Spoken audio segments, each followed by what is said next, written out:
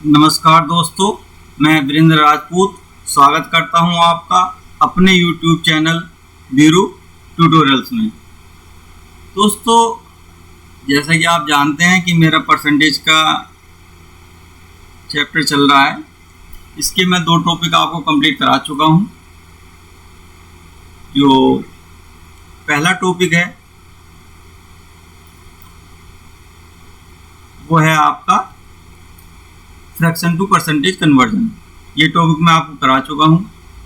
Second topic successive percentage, ये भी हो चुका है। इसके बाद मैंने जो आपको ऑनलाइन टेस्ट दिया था, इसके डिस्क्रिप्शन बॉक्स में दोनों चैप्टर के, उसको मैंने लिया था पार्ट थर्ड में परसेंटेज के। और आज जो है ये मेरा वैसे थर्ड टॉपिक है, पर फोर्थ वीडियो है परसेंटेज चेंज टू क्वांटिटी। ठीक है, इसके बाद मेरे 2 वीडियो और आएंगे इस पर, फोर्थ और फिफ्थ परसेंटेज पे। उसके बाद ही मेरा चैप्टर कंप्लीट होगा। तो शुरुआत करते हैं आज का अपना टॉपिक परसेंटेज चेंज। देखिए, आप देख सकते हैं इसमें आप टोटल मैंने 10th टॉपिक मेरा रनिंग है और लगभग 40 वीडियोज मेरे आ चुके हैं। 10th टॉपिक परसेंटेज के जो 2 topic fraction to percentage conversion and successive percentage, ये मैं करा चुका हूँ आपको। और आप देख सकते हैं first topic number system, divisibility rule, HCF, LCM, indices, square root, cube root, simplification में काफ़ी सारे टॉपिक हैं। रेशियो एंड प्रोपोर्शन करा चुका हूँ। और जो ऑनलाइन टेस्ट था, कुछ बच्चों ने बोला कि वो कराना है, तो मैंने उसे भी कराया आपको। उसके बाद आज जो है मेरा 4th टॉपिक रनिंग है परसेंटेज चेंज। इसके बाद आप देख सकते हैं ये सारे टॉपिक मैं आपको कराऊंगा। लगभग 30 के अलावा भी मुझे टॉपिक कराने हैं और इसमें आपके 100+ वीडियो आएंगे। ठीक है, और अभी लगभग 40 वीडियोज़ के आसपास बन चुके हैं। यदि आपने अभी तक मेरा चैनल सब्सक्राइब नहीं किया है तो please subscribe my channel Veeru tutorials nursing society. ये जो फ्रैक्शन टू परसेंटेज कन्वर्जन है, जो मेरा फर्स्ट टॉपिक था परसेंटेज का, उसी में मैंने चार्ट पढ़ाया है आपको। और कैसे इस चार्ट को रटने की ज़रूरत नहीं है, कैसे समझना है, कैसे इसकी वैल्यू निकालनी है, बहुत ईजिली मैंने आपको बतलाया। आप मेरा वो वीडियो देख सकते हैं। अब देखिए, आज का जो मेरा टॉपिक है वो है परसेंटेज चेंज। ये परसेंटेज चेंज एक्चुअल में हमें किन्हीं एक क्वांटिटी में देख सकते हैं, या वो क्वांटिटी हमारी मल्टीप्लिकेशन में होगी तब देखेंगे, और जब वो फ्रैक्शन में होगी उस समय पर देखेंगे। देखिए, मैंने यहाँ पर 2 एग्जाम्पल लिए हैं, जरा ध्यान से देखिएगा।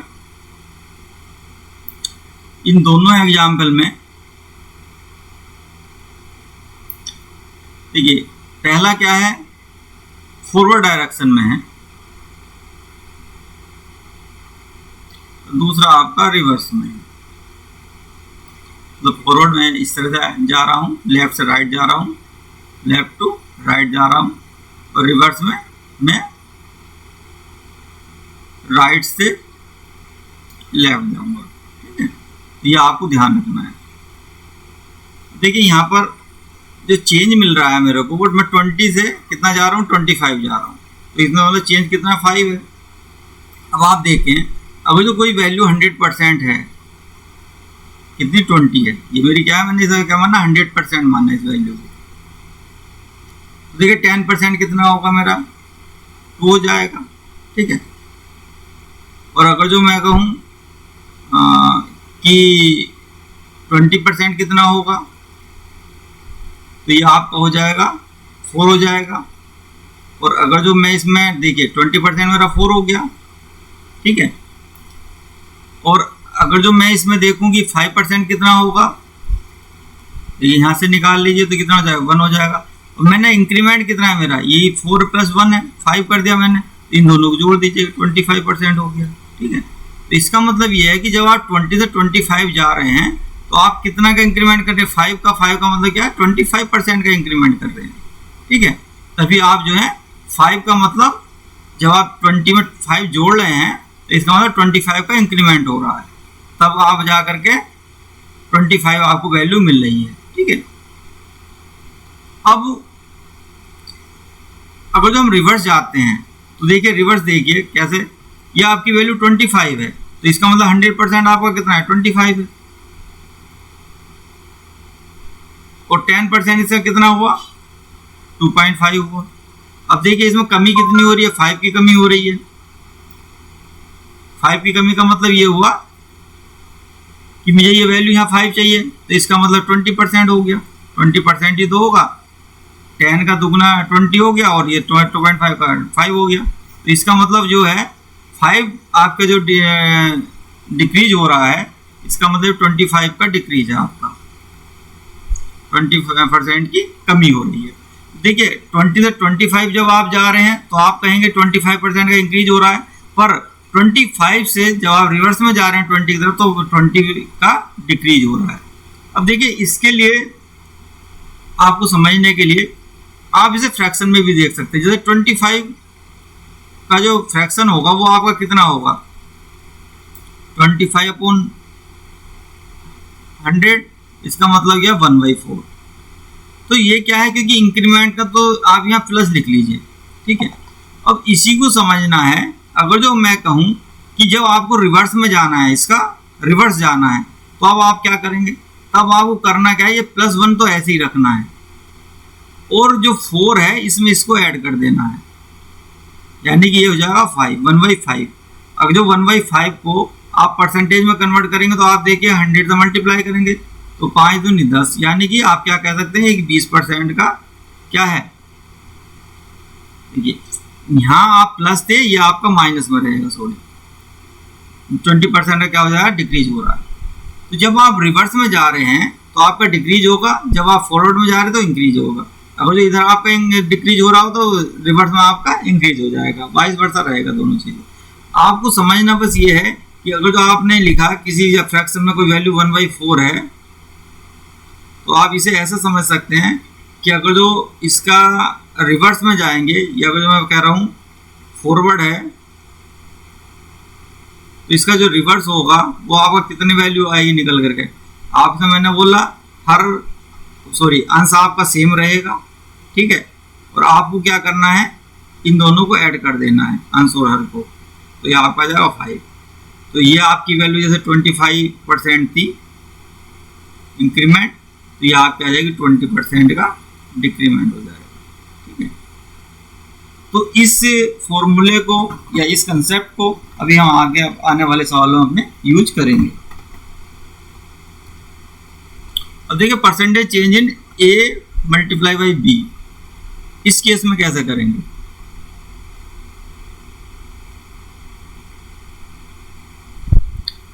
यहाँ पर क्या है, हमारे पास A और B दो क्वांटिटीज हैं, ठीक है, और वो किस में है, मल्टीप्लीकेशन में है। अब हमें समझना ये है कि A जो चेंज हो रहा है वो A डैश में हो रहा है और B जो चेंज हो रहा है वो B डैश में हो रहा है। जैसे मैंने एक एग्जाम्पल लिया आपके सामने कि 10 जो है वो आपका कितने में जा रहा है, चेंज हो रहा है 11 में हो रहा है, और 20 जो है वो आपका 18 में हो रहा है। थोड़ा सा समझते हैं, अगर जो हम 10 से 11 जाते हैं तो +1 का वैल्यू में जो चेंज होगा वो +1 होगा, पर अगर जो मैं कहूँ कि परसेंटेज में कितना होगा ये आपका, तो आप देख लीजिए 100% तो ये आपका 10% हो जाएगा। अगर जो है 20 है, 20 से आप 18 जा रहे हो तो इसका मतलब क्या है, वैल्यू में कितना डिक्रीमेंट है, 2 का, -2 का, तो -2 मतलब ये भी 10% का क्या है, डिक्रीमेंट हो रहा है, आपको डिक्रीज हो रहा है, कमी हो रही है। अगर जो अब मैं वैल्यू की बात करूं तो आप जो है इसे मल्टीप्लाई कीजिए तो कितना हो जाएगा, 200 हो जाएगा,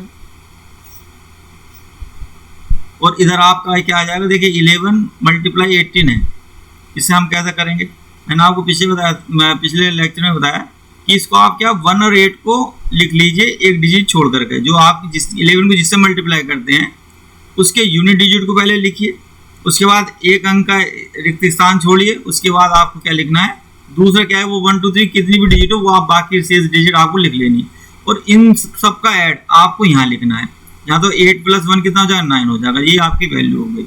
और अगर जो सपोज करो इसमें और डिजिट होती तो वो आपके नीचे एज ए कैरी इसमें जुड़ती चली जाती। ठीक है, तो आप देखेंगे तो 200 से 198 जब आप आ रहे हैं तो आपका कितना चेंजेस मिल रहा है वैल्यू में, -2 है।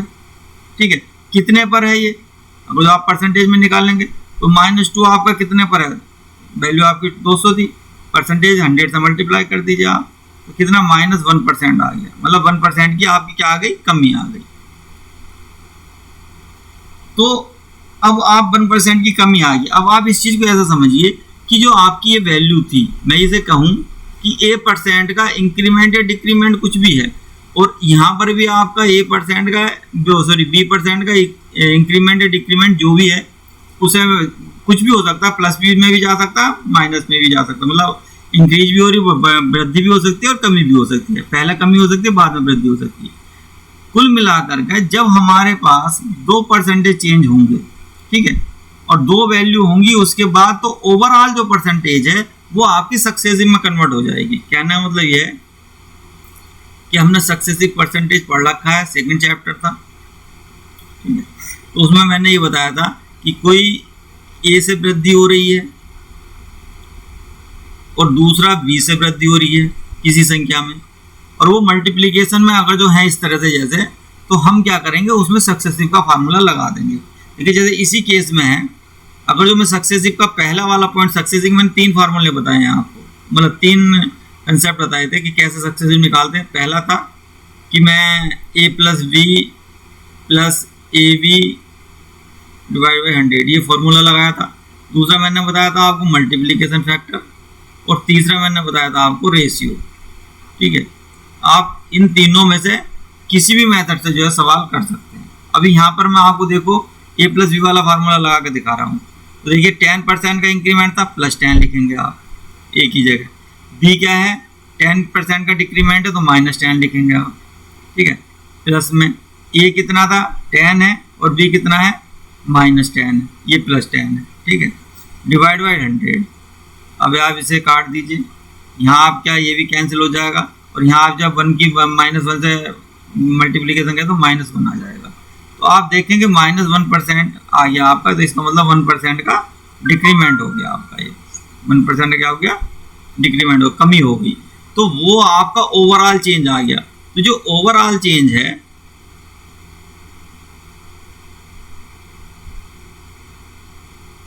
ओवरऑल परसेंटेज चेंज आ गया आपका। ठीक है, तो ये आप कैसे निकाल पा रहे हैं, हमारे पास अगर जो 2 चेंजेज हैं, 2 क्वांटिटी के चेंजेज हैं, तो हम क्या करते हैं, डायरेक्ट ओवरऑल चेंज निकाल सकते हैं। बात आ गई होगी समझ में कि अगर जो हमारे पास 2 क्वांटिटी में चेंजेज मिल रहे हैं तो हम उसका ओवरऑल चेंजेस कैसे निकाल लेंगे, सक्सेसिव मेथड से निकाल लेंगे। सक्सेसिव परसेंटेज मेथड जो कि मैंने चैप्टर 2 में समझाया था, उसके भी 3 तरह से निकाल सकते हैं। A + B वाला हम फार्मूला लगा के निकाल सकते हैं, MF मल्टीप्लिकेशन फैक्टर लगा के निकाल सकते हैं, और रेशियो से भी निकाल सकते हैं। ये हम आगे क्वेश्चन में देखेंगे। अब देखिए पहला क्वेश्चन है कि पहला क्वेश्चन है, एक आयत का क्षेत्रफल कितने प्रतिशत बढ़ जाएगा यदि लंबाई 23% और चौड़ाई 9% बढ़ा दी जाए। तो देखिए क्षेत्रफल जो होता है वो आपका क्या होता है, लंबाई गुणा चौड़ाई, आयत का क्षेत्रफल। ठीक है, अब वो क्या कह रहा है, लंबाई जो है वो 23% बढ़ा दी जाए और चौड़ाई जो है 9% बढ़ा दी जाए, तो क्षेत्रफल पे क्या असर पड़ेगा। ठीक है, तो बात ये आ गई कि ये हमने अभी क्या पढ़ा था, A × B वाला फार्मूला तो पढ़ा था, A', तो ये हमारा इनिशियल है, ये फाइनल है। अब देखिए यहाँ 2 फैक्टर में 2 क्वांटिटीज में आपकी क्या हो रहा है, चेंजेज आ रहा है, तो ओवरऑल चेंजेज में निकालना है, क्योंकि ओवरऑल चेंज मतलब क्षेत्रफल में। तो आप देखिए हम इसमें AB वाला फार्मूला लगा लेते हैं, पहले फार्मूला लगाते हैं A + B + AB अपॉन 100। ये वाला जो हमारा पहला सक्सेसिव परसेंटेज का जो पहला कंसेप्ट है उसे हम लगा रहे हैं। तो लगाइए ओवरऑल चेंज, यानी वाला क्षेत्रफल में चेंज जो है, क्षेत्रफल में वृद्धि कितने % होगी निकालते हैं। देखिए तो A कितना है हमारा, 23 है, देखिए पॉजिटिव है, इसमें लिखा हुआ है 23% की बढ़ोतरी हो रही ना, बढ़ा दी जाए, और 9 भी इंक्रीमेंट है, ठीक है, प्लस 23 गुणा 9 डिवाइड बाई 100, तो ये आपका आ जाएगा कुछ 9 12 कर 2 32 प्लस 9 के 27 का 7 असल लगे 2 9 दूनी 18 और 2 20 बटे 100, तो 32 प्लस 2.07 यह आ जाएगा 34.07%। तो यही इसका आंसर था, ठीक है। अब हम यहाँ पर क्या है a प्लस बी रूल से देख लिए, अभी मैं आगे आपको इसका रिवीजन करा दूंगा सक्सेस परसेंटेज का। अगला जो है हम मल्टीप्लिकेशन फैक्टर से देख लेंगे। अब इसमें ध्यान ये रखना है, अब हमें जो है यहाँ फार्मूला देखा हमने, हमें फार्मूले पे ज़्यादा ध्यान नहीं देना, हमें बस ये है कि लंबाई और चौड़ाई दो क्वांटिटीज हैं और वो मल्टीप्लिकेशन में है, वहाँ हम इस फार्मूले को यूज कर लिए। अब देखिए दूसरा देखते हैं।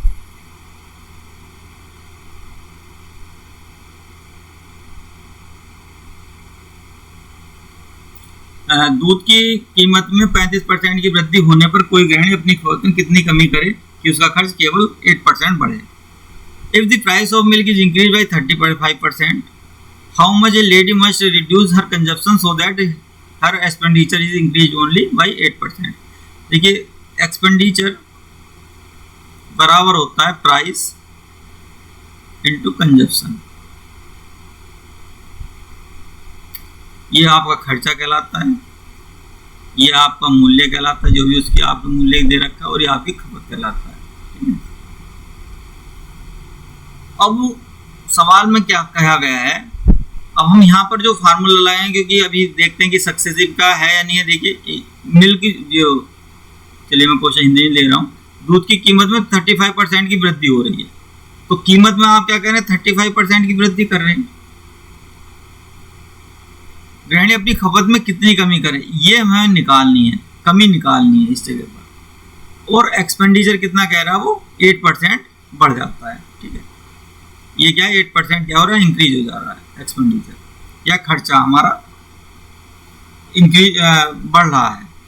अब देखिए यहाँ पर पिछला हम यहाँ मल्टीप्लिकेशन फैक्टर यूज करेंगे,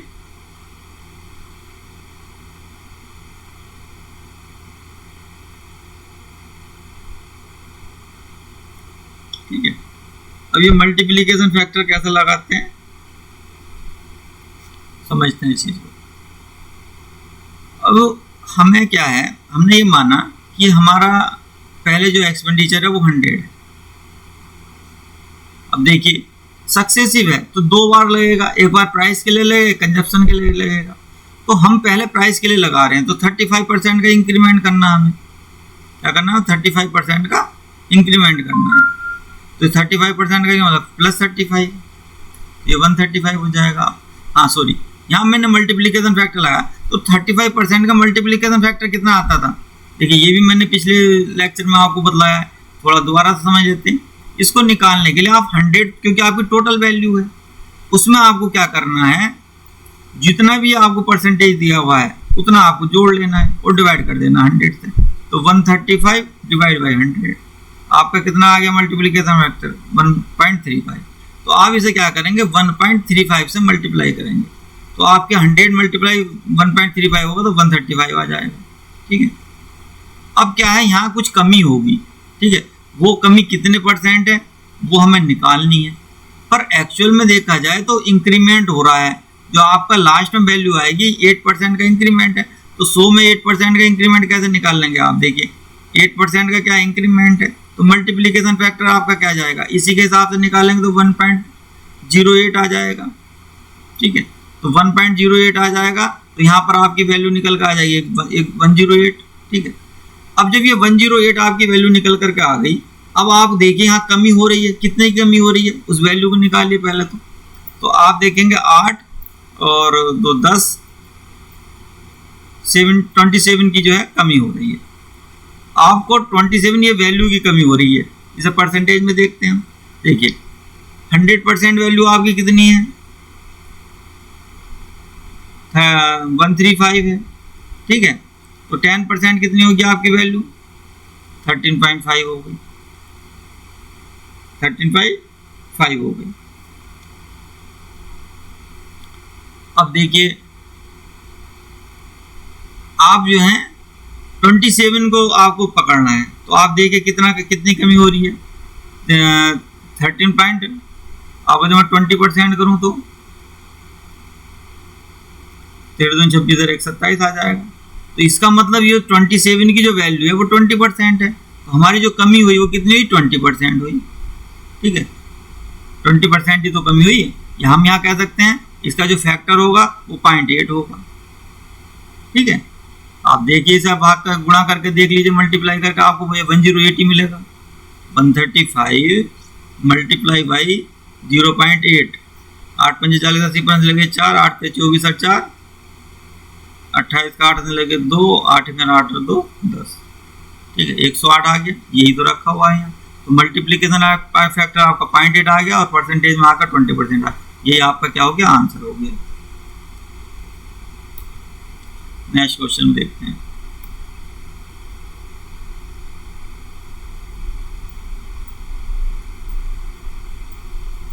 किसी त्रिभुज की ऊंचाई 22% बढ़ा दी जाए और आधार 6% की कमी कर दी तो क्षेत्रफल पर क्या फर्क पड़ेगा? देखिए क्षेत्रफल का जो फार्मूला है त्रिभुज का वो आपको पता होना चाहिए, 1/2 बेस आधार गुणा उसकी जो है ऊंचाई। अब देखिए इस चीज क्योंकि कॉमन फैक्टर है तो इसे हमें कोई लेना देना नहीं है, इसे आप छोड़ दीजिए 1/2 को, हमें इसको कुछ नहीं करना है। हम सिर्फ परसेंटेज पर ध्यान देंगे। आधार कितना बढ़ाया है उसने? देखिए ऊंचाई 22% और आधार 6% की कमी, तो इस ऊंचाई में 6% की कमी करी है और आधार आपका 22% बढ़ाया है। ठीक है, अब क्षेत्रफल का फिर क्या असर पड़ेगा वो हमें देखना है।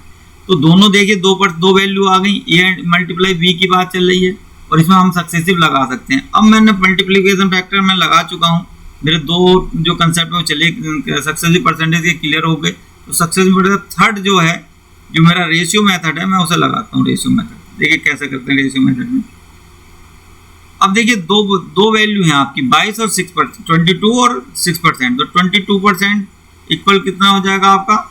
22/100। रेशियो में ले जा रहा हूँ मैं इसको, तो यह आ जाएगा 11/50। इसका मतलब ये है कि अगर जो इनिशियल वैल्यू आपकी 50 है तो फाइनल वैल्यू कितनी हो जाएगी आपकी? क्योंकि ये देखिए 22% का इंक्रीमेंट है, ये भी ध्यान रखना आपको।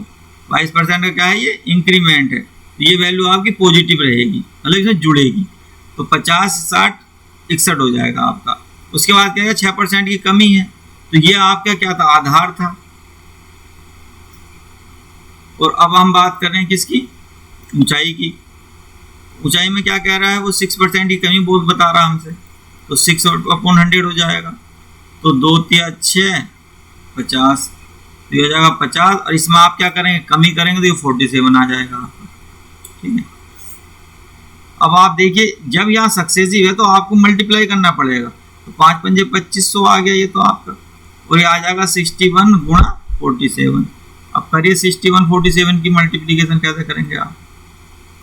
देखिए इसके लिए जो फॉर्मूला है मैंने आपको इसका भी कैसे आपको करना है जब स्क्वायर समझाया उस समय पर मैंने आपको गुणा करने का भी प्रोसेस बतलाया है, कैसे हम बहुत जल्दी से गुणा कर सकते हैं। ठीक है, देखिए इसमें हम बेस मान लेते हैं 50। ध्यान से देखना, थोड़ा टाइम भले से लग रहा है पर आपको सारे कंसेप्ट जो है मिल जाएंगे। बेस आपने क्या लिया? 50 लिया। 50 में आप 11 जोड़ेंगे तो क्या बनेगा? 61 बनेगा।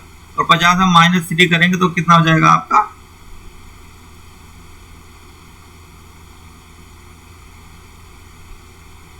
47 आ जाएगा। अब देखिए इस साइड में तो आपको क्या करना है? मल्टीप्लीकेशन लेना है इन संख्याओं का। तो 11 या 33 या आपके कितना है? -33 आ गया। और इस तरफ जो आप लेंगे, देखो बेस क्या है आपका? 50 है, और हम बेस क्या मान के चलते हैं? अपना 100 मान के चलते हैं, ओरिजिनल जो बेस होता।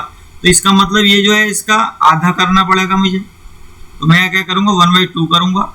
और 50 जो मैंने बेस यहाँ ले लिया, ये 50 बेस था ना, इसमें मैं जोड़ूंगा ये दोनों, इन दोनों का जोड़। तो 11 और -3 करूंगा मैं। तो यहाँ आपकी वैल्यू निकल गई 1/2 3 8 58 हो जाएगा ये, या यहाँ से आ जाएगा 2 दूनी 4 और 2 9 18, ठीक है। और यहाँ आपका क्या है 0 0 है, और ये जो -33 था, अब जो प्लस हो तो डायरेक्ट जुड़ जाता, क्योंकि -33 है तो इसलिए हमें क्या करना है माइनस करना पड़ेगा। ये देखिए 10 में से 3 गया 7, 6 3 9, ये आएगा 2867, ये आपकी वैल्यू निकल कर आ गई। तो यहाँ मेरे पास वैल्यू है 2867 और यहाँ वैल्यू है 2500। डिफरेंस कितना आया इसका 367। अब 367 डिफरेंस आ गया आपका, ये है कितने पर 2500 पर, मल्टीप्लाई बाई 100, क्योंकि आपको तो परसेंटेज चेंज निकालना ना, किसमें आपको क्षेत्रफल में परसेंटेज चेंज निकालना है, कितना चेंज हुआ है, तो ये आपकी वैल्यू निकल कर आ जाएगी। 25 से काट या 25 × 25 11 आ जाएगा 117, और 25 चौका 100, 17 बच गया आपके पास, और 25 छक्का 150, 20 25 2800, तो ये आपका 14.68% निकल करके आ जाएगा। उम्मीद करता हूँ कि शायद कि आपकी समझ में आ गया होगा। ये एक क्वेश्चन वो ले लेते हैं, अच्छा क्वेश्चन है ये भी।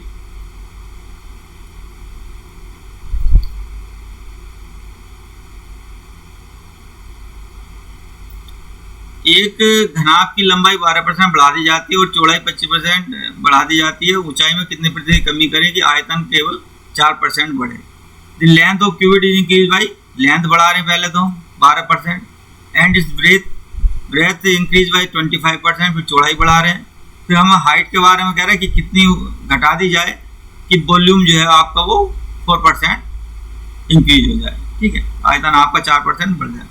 देखिए आयतन का पहले फार्मूला लिख लीजिए आप, लंबाई गुणा चौड़ाई गुणा ऊंचाई, वॉल्यूम बराबर लंबाई गुणा चौड़ाई गुणा ऊंचाई, ठीक है।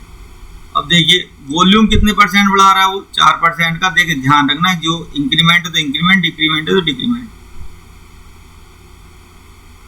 4% क्या कर रहा है इंक्रीज कर रहा है। लेंथ क्या कह रहा है वो 12% बढ़ा दी जाती है, और विड्थ इज इंक्रीज बाई 25%, और हाइट के बारे में वो पूछ रहा है कि कितनी डिक्रीज की जाती है, ठीक है। चलिए अब हम यहाँ पर अगेन मल्टीप्लिकेशन फैक्टर ही ले लेते हैं, उसी से हम इसको आराम से कर लेंगे इजीली। देखिए कोई वैल्यू मेरे पास 100 है, वॉल्यूम मैंने माना उस समय इनिशियल वॉल्यूम जो है मेरा वो 100 है। अब देखिए 12% का इंक्रीमेंट है, फर्स्ट ये आएगा, फिर सेकंड ये आएगा, थर्ड ये आएगा। देखिए जो अननोन फैक्टर होता है उसे हम लास्ट में लेंगे। अगर जो किसी वजह से अननोन, जैसा सपोज करो इसमें तो हाइट पूछा, अगर जो लेंथ पूछा होता तो भी हम उसको लास्ट में लेते, पहले ब्रीथ और हाइट लेते। इसमें हम क्या इंटरचेंज कर सकते हैं सक्सेसिव परसेंटेज में। देखिए हमें A% का इंक्रीमेंट निकालना है, A% और B%, ये दोनों इंक्रीमेंट, ये वृद्धि है दोनों। तो सक्सेसिव में हम क्या करेंगे A% का पहले निकाल लें, B% का बाद में निकाल लें। ऐसा इससे पहले भी ले सकते हैं, B को बाद में ये ले सकते हैं, तो हम इंटरचेंज कर सकते हैं। वही मैंने यहाँ किया है। तो हमने क्या करा 12% का इंक्रीमेंट मतलब 1.12 आ जाएगा आपका मल्टीप्लिकेशन फैक्टर, ये आपकी वैल्यू निकल जाएगी 112।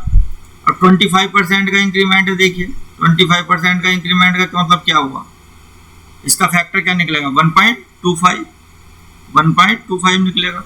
इसका मतलब यह है कि 112 तो आपका पूरा हो गया, और 0.25 मतलब इसका चौथाई, तो 4 दूनी 8,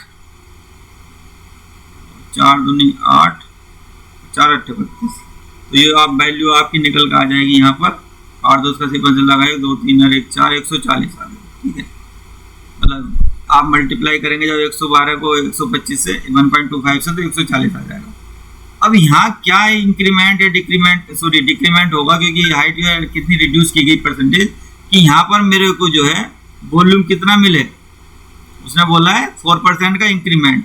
तो 4% का इंक्रीमेंट कैसे दिखाओगे आप, 4% का इंक्रीमेंट मतलब मल्टीप्लिकेशन फैक्टर आपका 1.04 हो जाएगा। तो आपकी वैल्यू निकल के कितनी आई यहाँ 104, ठीक है। अब देखिए इसमें कितनी कमी आ रही है, तो तो कमी आपकी कितनी आ रही है? 36 की। वैल्यू में जो कमी आ रही है वो 36 की आ रही है। तो कितने परसेंट हुई है? देखिए 100% आपकी कोई वैल्यू है, उसकी 100% की वैल्यू है 140। 10% की कितनी आई आपकी वैल्यू निकल करके? 14। अब देखिए इस 36 को थोड़ा तोड़ लेते हैं। कैसे? तो जो देखूं तो 36 जो है वो कैसे तोड़ सकते हैं हम? देखिए तोड़ेंगे किसके टर्म में? इसके टर्म में तोड़ेंगे 14 के। देखिए 36 को हमें 14 के टर्म में तोड़ना है। तो देखिए 14 + 14 कितना होगा? 28।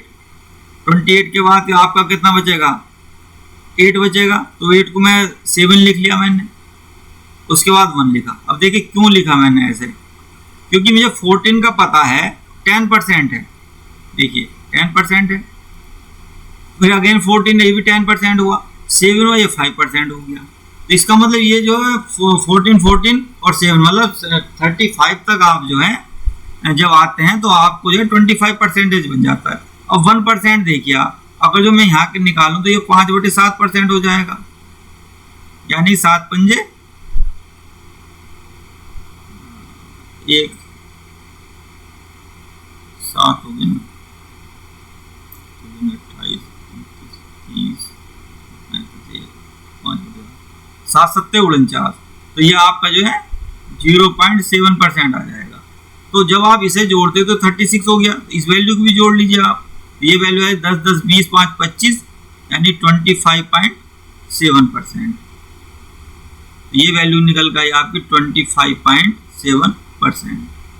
तो आप जो है 25.7% का क्या है? डिक्रीमेंट है। जब भी आप इस तरह के सवाल आए तो आपको उनको 10% के ही मल्टीप्लिकेशन में तोड़ना है। आपको इजी रहेगा, ऐसा डायरेक्ट निकलता है आंसर, बहुत जल्दी निकल जाता है। ठीक है, अब देखिए एक क्वेश्चन है, a reduction of 21% in the price of an item enables a person to buy 3 kg more for ₹100। The reduce price of item per kg is.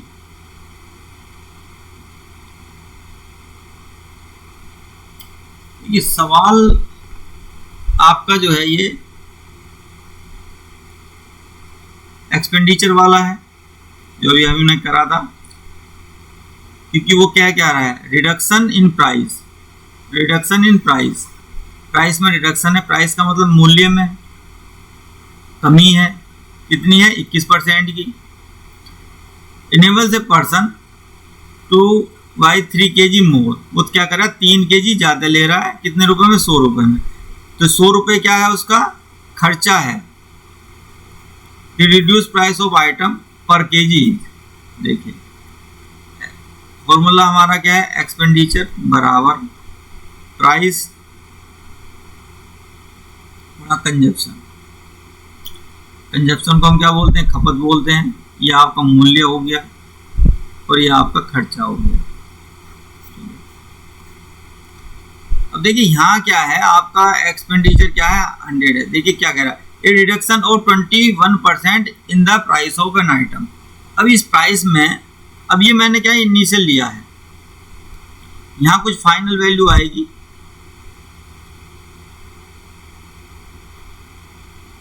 और ठीक है 21% in the price of an item. तो मैंने यहाँ क्या करा? 21% का क्या करा है? रिड्यूस किया है। ठीक है, अब बात यह है कि इन सब चीज़ों में हमें खर्चा नहीं बढ़ाना है। अगर जो हमने प्राइस रिड्यूस करा तो खपत बढ़ा देंगे, तो इसलिए तो वो कह रहा है जब खपत बढ़ेगी मतलब 3 kg मोर मिला उसको। 3 kg क्या मिला? ज़्यादा मिल रहा। पहले जो मिल रहा था उससे 3 kg ज़्यादा मिला। क्यों?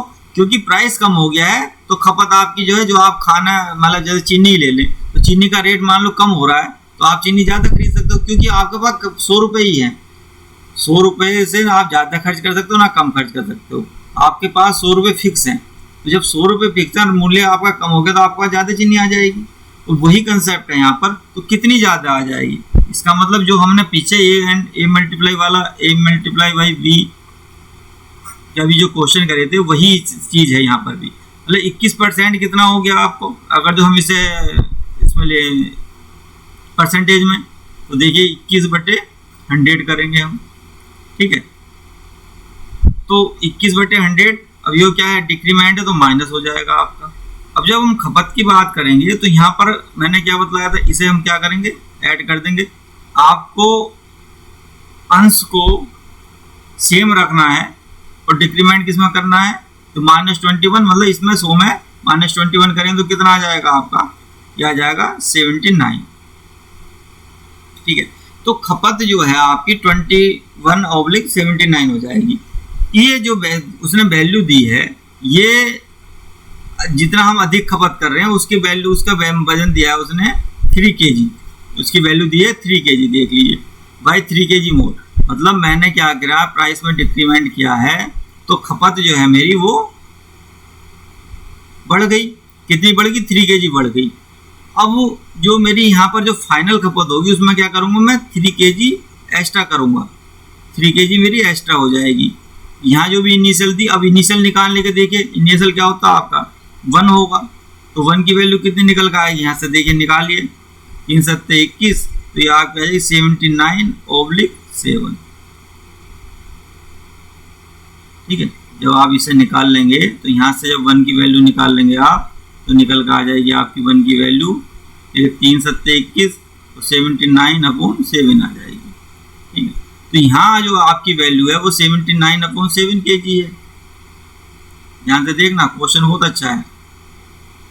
तो ये आपकी इनिशियल वैल्यू थी, ये आपकी फाइनल वैल्यू कब होगी, जब आप 79/7 kg में 3 kg जोड़ देंगे, तो ये आपकी फाइनल वैल्यू बन जाएगी, ठीक है। आप इसे निकाल लीजिए, कितना आएगा, 7 आपका नीचे रहा, 7 क्या 21, तो ये आपका क्या आ जाएगा 100/7 kg आ जाएगा। तो यहाँ जो आपकी खपत है, फाइनल जो है खपत, वो आपकी कितनी है, 100/7 है, ठीक है। अब देखिए यहाँ प्राइस क्या होगा, जब यहाँ पर ये 100 है, 100 रुपीज है ये, और यहाँ 79/7 kg है, तो प्राइस क्या होगा, आप आइए जरा इसकी प्राइस निकालते हैं। अब हमें क्या करना है, यहाँ पर 100 करना है, ठीक है। तो यहाँ 100 कैसे करेंगे हम, यहाँ हम क्या करेंगे, 700 डिवाइड बाई 79 कर दें, ठीक है, 700 डिवाइड बाई 79 कर दें। अब जो ये वैल्यू है 779, अब उसके बाद आपका जो फाइनल प्राइस आएगा वो देखिए, यहाँ तो 100 ही रहना है, ये तो चेंज नहीं होना, पर ये जो 700 से जो यहाँ वैल्यू आनी है उसमें आपका रिडक्शन है कितना, 21% का। तो 21% का आप अगर फ्रैक्शन में देखो तो 21% का रिडक्शन है, तो आप इसमें मल्टीप्लिकेशन फैक्टर क्या आ जाएगा, 21 घटा दीजिए, 0.79 आ जाएगा। तो करिए आप 700 को 79 को मल्टीप्लाई करिए किससे, 0.79 से, तो देखिए ये आपका कैंसिल हो जाएगा, 7 से 7, तो ये आपका आ जाएगा 7। क्यों आ जाएगा 7, आपने समझ में आ गया, आप 7 से 7 काटोगे आपको 100 बच जाएगा। तो उसने पूछा था रिड्यूस्ड प्राइस ऑफ आइटम पर केजी, तो आपका जो रिड्यूस प्राइस आ गया वो 7 रुपीज आ गया। ये आपका क्या है, आंसर है, ये आपका आंसर है। आप देख सकते हैं पहला जो प्राइस था वो आपका ये था 700/79 रुपीज, जो आपका इनिशियल है वो ये है आपका प्राइस, और जो फाइनल है वो 7 रुपीज आ गया। यह आपका जो है केजी में चल रहा है। पहले जो आपका इनिशियल जो खपत थी वो 79/7 kg थी, उसमें 3 kg का इंक्रीमेंट हुआ है, उसके बाद ये आपका 100/7 kg आ जाएगी वैल्यू। तो आपका जो फाइनल है वो खर्चा 100 रुपीज रहा, प्राइस आपका क्या है 779/79 रुपीज़ से कम होकर के 7 रुपीज़ हो गया। तो आपकी जो खपत है वो 179/7 kg से बढ़ करके कितनी हो जाएगी, 100/7 kg हो जाएगी। थोड़ा सा समझिए, क्वेश्चन हो लेता हूँ मैं इसी से संबंधित, आपको यहाँ पर काफ़ी डाउट क्लियर हो जाएंगे आपके।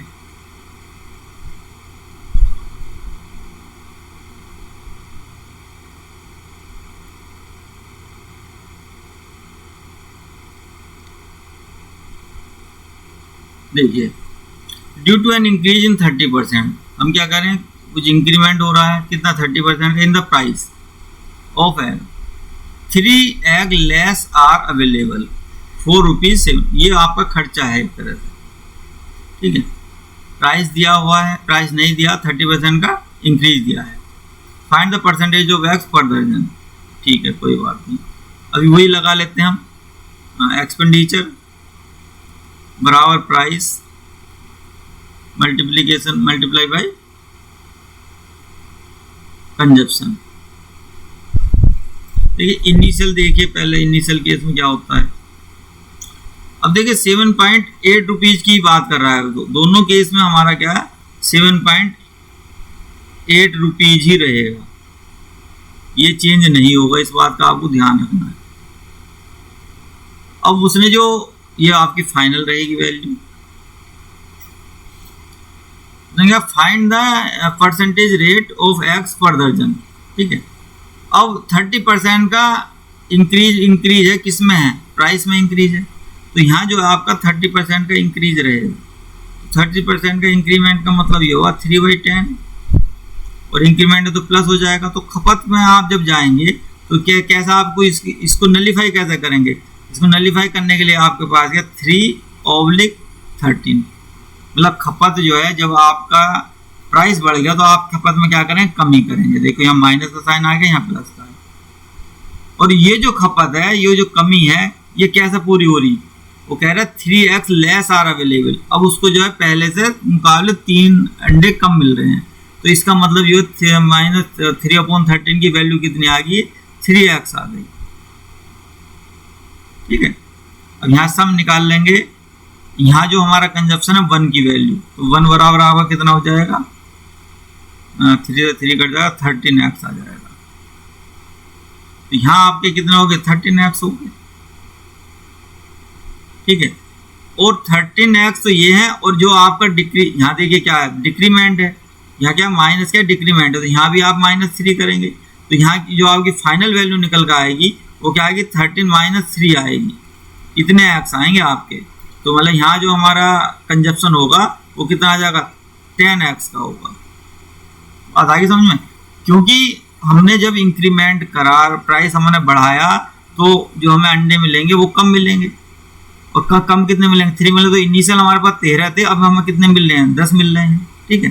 तो 13 थे, अब हमें कितने मिले, 10 मिल रहे हैं। अब देख लीजिए यहाँ जो प्राइस है 7.8 रुपीज़ है, तो यहाँ आप 7.8 रुपीज़ इक्वेशन पूरा कीजिए, तो 7.8 डिवाइड बाई क्या करोगे, 13 करोगे, तो 53 पैसा, 13 6 0.6, 60 पैसे आपका जो है प्राइस आ गया एक एग का, ठीक है। अब क्योंकि ये जो है, ये भी वैल्यू यहाँ पर बराबर होनी चाहिए, तो आप दोनों तरफ से देखिए, जब यहाँ से 30% डिक्रीज करके लाएंगे, इंक्रीमेंट करके लाएंगे, तो भी वही वैल्यू आएगी, जब इनका मल्टीप्लिकेशन है तो भी वही वैल्यू आएगी। देखिए कैसे, 0.6 से 30% का इंक्रीमेंट करो, देखिए कोई वैल्यू 0.6 है आपके पास, ये आपके पास 100% है। अब जब मैं 10% करूंगा तो कितना आ जाएगा आपका सॉरी 0.06, और 30% 36 18 0.18 हो जाएगा,